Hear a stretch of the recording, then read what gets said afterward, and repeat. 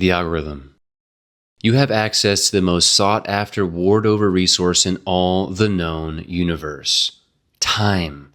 And you're giving it away for free like candy in a candy shop in the amount of 40 to 100 days of your life per year. By spending 2 to 6 hours on your phone per day and viewing hundreds of thousands of posts per year, which you forget most of, to the algorithm, human executives and shareholders at your favorite doomscroll corporation, this time you give away is what they sell as data. Think about that. The average person sees hundreds of thousands of posts per year. You can't even remember the person's name you just met. You're not remembering hundreds of thousands of posts. You're not collecting the data on your feed like a machine and turning it all into something.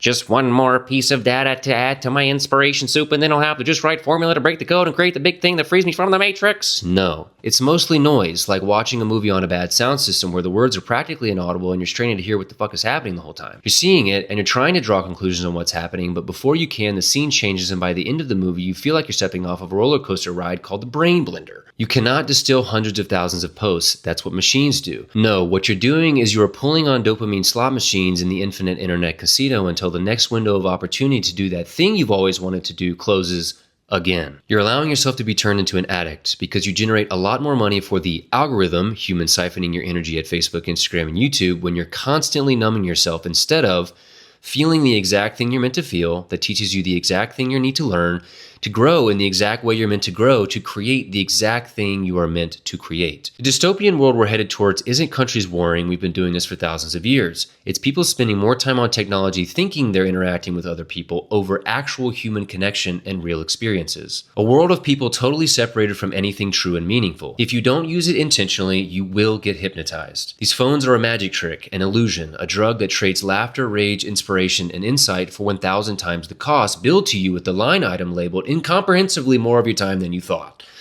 Try this the next time you're doom scrolling, fully enraptured in the stream of Pandora's box, down on your knees, brushing your teeth with the scrotums of tech giant executives as you tell yourself you're seeking inspiration or taking a quick break. Turn the phone around and just sit with it for a moment. Just stare at the back of your phone. Look at that logo you serve. Look at this vortex you give your time to. Look at that camera watching you, because it is watching you. That's valuable data, baby. You think they're leaving that money on the table? Ha ha ha! Look at it. Look at it. It's just a piece of hardware. Recognize that it's not Donald Trump. It's not your best friend. It's not the person you look up to. It's not the person you disagree or agree with. It's a machine that's current driving purpose is to make other people exorbitant amounts of money. Enough money to end world hunger and homelessness 10 times over. Enough money to build a new society that could heal us and bring us together stronger than we ever have, but they don't. Not because of a grand scheme, contrary to popular conspiracy, but because they think if they did that, you'd stop using their product. The human mind behind these tech behemoths and algorithms would build systems that heal society instead of separate it if it was profitable. And they don't see healing society as profitable. And that's the system we've all agreed to by living in it. Profit is priority, money is the foundation, and your attention is their shareholder stock value. The same shareholders who have their fists shoved so far up these tech executives' asses that they play them like puppets. Dance, monkey, monkey, money, money, money, more money, or I'll fucking kill you. You need to recognize that you're being watched, studied, tracked, and learned to the absolute finest details so that you can be controlled, distracted, manipulated, and used like a condom on a soulless business executive's cock getting a happy ending in a Bangkok back alley. And if you haven't noticed the latest swell, it's a gargantuan wave of humans 30 to 60 that are waking up to the reality that they chose the importance of money over happiness, and it's hitting them like a rocket out of a fucking bazooka. If you're not one of these people, it's not too late. And if you are one of these people, keep reading. We, you, me, us, we're in this together. We are actively choosing to let the algorithm, gluttonous homunculi leading Instagram, Google, and TikTok, dictate how we learn, experience, don't learn, and get dumber. We're letting it dictate how we create, how we tell stories. We are actively choosing a world where we are ruled by code that is built by and ruled by autistic level savant programmers and high level executives at atrociously greedy corporations. If you haven't booby-trapped the supercomputer in your pocket to stop you from being spoon-fed pure crystalline dopamine like a babbling baby, then you're probably on here a lot more than is healthy for you. You've decided that you're going to be hooked and hung like a fresh catch on a bayou by allowing this phone and these platforms that spend more on hacking your biology than the cost of ending homelessness to learn to the finest detail what it is that grabs your attention the most, so that your mind is dumbed down to that of a rat in a maze searching for its next hit. It's interesting, we call it the algorithm like it's some arbitrary system that we're trying to traverse, like some faraway super machine God entity that has all the answers to the universe. The algorithm says this, and this is what works in the algorithm, and this is what's trending in the algorithm. Ooh, the algorithm doesn't like that. It's not the algorithm. It's programmers being told what to do by money-horny executives. They can control you, me, and everyone who is using their platform. And recently they've chosen for a curious reason that they don't want our polished finished product anymore. They want the process. Why is that? I find it fascinating that they have decided sharing the finished product works less than the process. I love learning how people do things, but the finished piece to perform worse?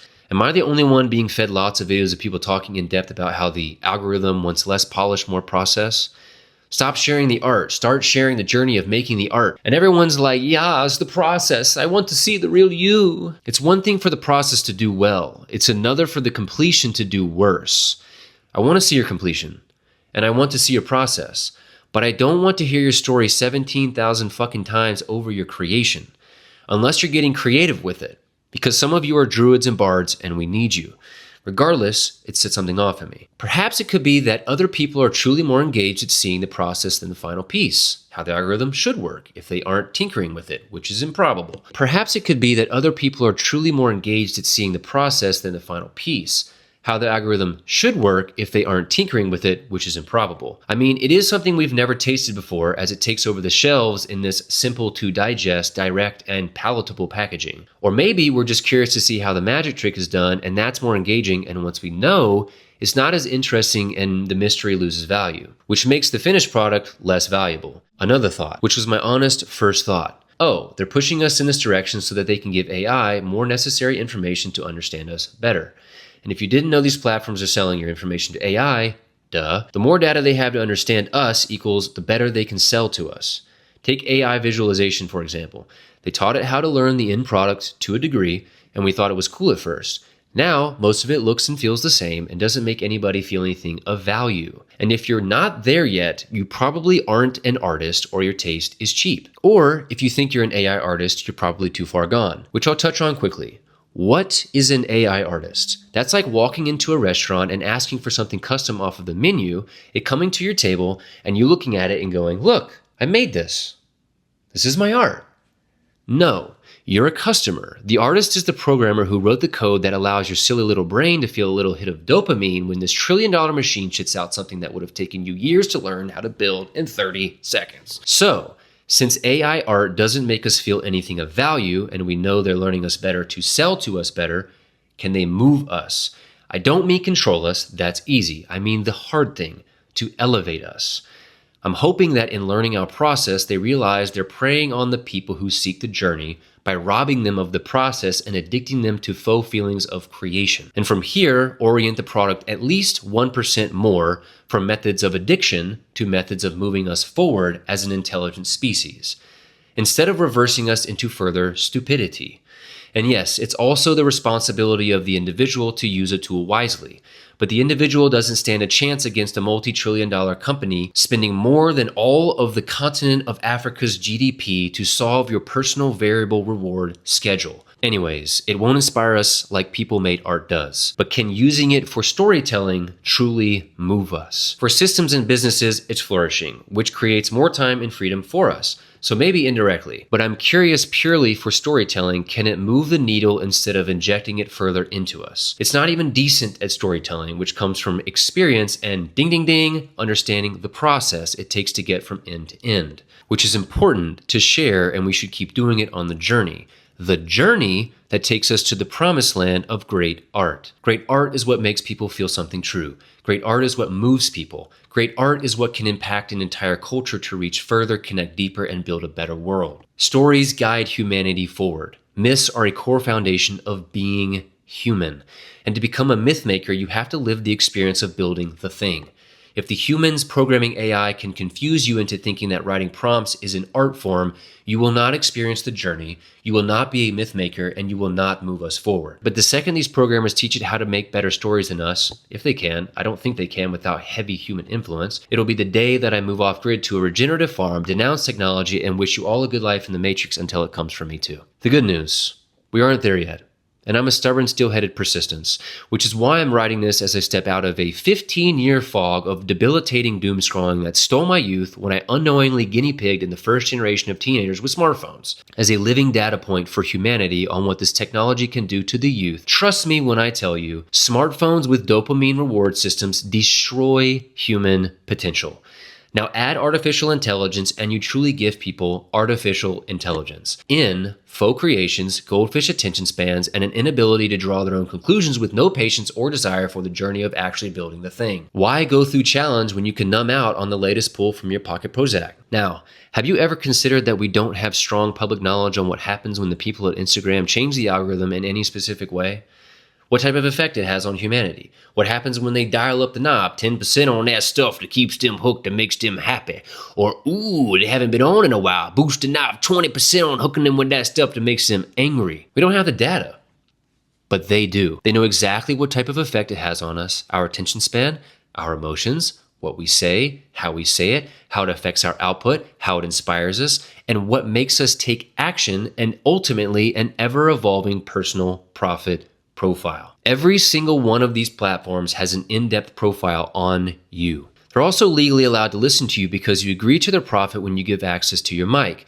And so they each track you like a puppeteer standing over your shoulder with marionette strings injected into your brain and nervous system, following you everywhere you take your devices, learning everything they possibly can about you so they can learn what you're interested in, so they can learn how you think, so they can learn how you spend your money, so they can learn you better than you know you, so they can profit off of you in the highest forms of gluttony known to human existence. So they can take as much time, the most valuable resource we have in the known universe, as they possibly can from you. Now, because we allow the human beings at these colossal time-sucking illusion portals to manipulate our attention, we are allowing what they have deemed priority, the process, which is inevitably teaching AI through billions of posts the human process.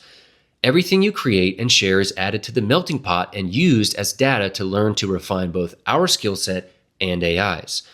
This is where we're at. So what are you going to do with your 40 to 100 days per year? Continue to scrape your thumb into the infinite abyss of the nothing, perpetuating the system's devious desire to dilute you? Or will you plant new seeds of inspiration in the garden of humanity so that we can build a thriving food forest of creation? Tarantino wrote the script for Reservoir Dogs, his first movie, in less than 30 days. Sylvester Stallone wrote Rocky in 3 days and shot it in 28. It was his first time writing for the big screen, and it won 3 Oscars, including Best Picture, and was nominated for 10. Guns N' Roses' Sweet Child of Mine started as a joke, and the full song developed in a few sessions. Salvador Dali's The Persistence of Memory was painted in a matter of hours after a moment of inspiration. Mary Shelley came up with the idea for Frankenstein in a single night from a ghost story challenge.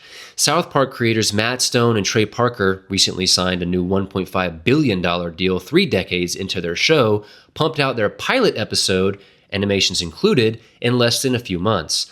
Twitter's original prototype was built in about 2 weeks during a hack day at Odeo. I guarantee you can change your life if you truly commit to that project that both excites you and scares you the most. The dream that you fantasize about but feels logically and rationally impossible. You'd make more progress than you thought possible. You'd be challenged in the ways you've been looking for all along. And you'd feel a sense of fulfillment that was always only ever a moment away. If you aren't completely exiting the digital game, then start feeding it instead of feeding off of it. You can influence humanity through creation. And regardless of what the homunculi executives and programmers do, AI is going to wake up soon. And better that it has 0.0001% more data sets on exciting human creations, technology that helps us, game-changing collaborations, epic art that you spent years mastering, authenticity, vulnerability, stories of beauty, overcoming obstacles and turning shitty things into gold, yielding a spectacular tapestry of human potential, than it does data sets of mumble rappers, TikTok dancers, streamers who gamble to children viewers, destruction of nature, war, and rape. So go. Create. And if this is overwhelming, do you know how much a plane weighs? 1,000,000 fucking pounds. Do you know how insane it is that we have thousands of these flying around with hundreds of people in them at any given moment? 1,000,000 pounds. Flying. Around the planet. Like 100,000 per day. And we've had this incredible invention for over 100 years. We can build and create beyond our wildest dreams. Do you want to be a hero? Do you want a purpose? Do you want your children and your children's children and their children to have a world to play in? Then listen to me. You have immediate access to the most sought after, warred over resource in all the known universe: time. How are you going to use yours? The antidote to the supermass of consumption is a supermass of creation, human creation. Figure out what you're meant to create and build it. We're counting on you. Bon voyage. And if you made it this far, thank you. I have something super special to share with you. I just launched my first community on the School platform where artists and creatives can come together to focus on building their dreams. It's the place to come do the scary thing. It is the place that you come to devote yourself to your craft. If you resonated with what I've just expressed, trust me, this is the place for you. For the next 2 weeks, it's going to be free for life. I'd love to connect. I'll see you there. Much love.